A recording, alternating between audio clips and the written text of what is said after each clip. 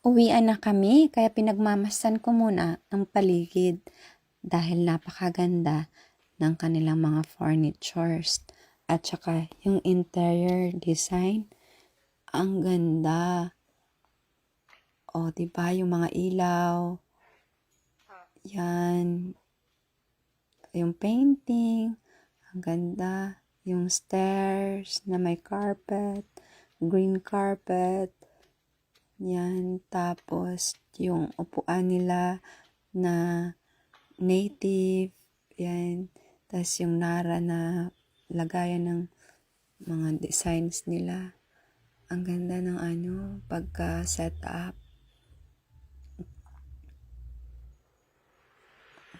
Basta na-amaze ako. Yan.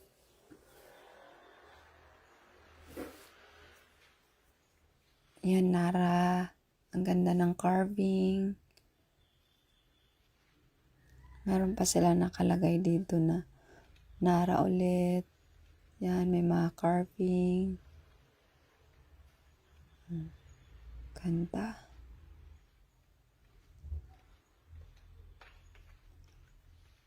Wow. Naantay na ako ng aking kamahalan. Bye! Kunin ko na yung bag.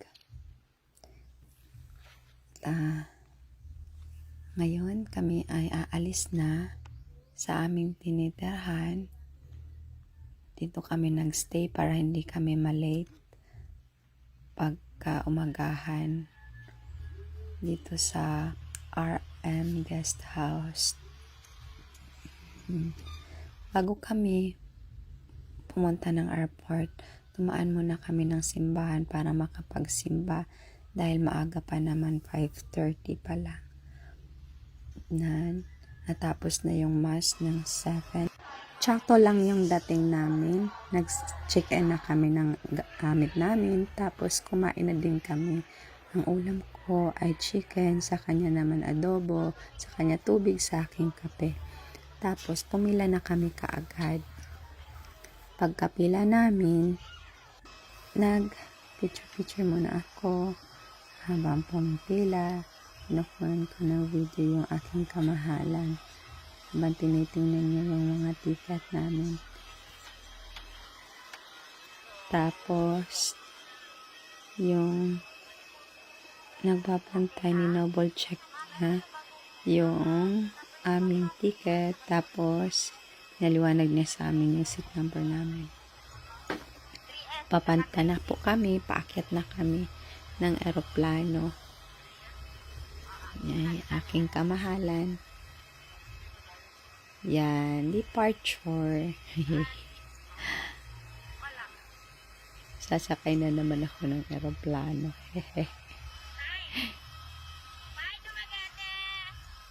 Bye, Dumaguete! Yan na. Akit na kami. Tatay! Pahawak ng kamay. Holding hands muna kami while walking. At maakit na kami sa hagdan. Si Kuya Guard, chine-check niya.